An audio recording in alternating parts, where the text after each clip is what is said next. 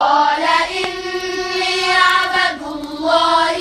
آتاني الكتاب وجعلني نبيا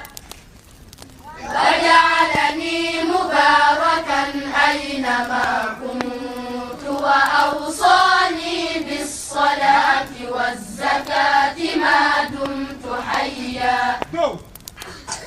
وبرا بوالدتي ولم يجعلني جبارا شقيا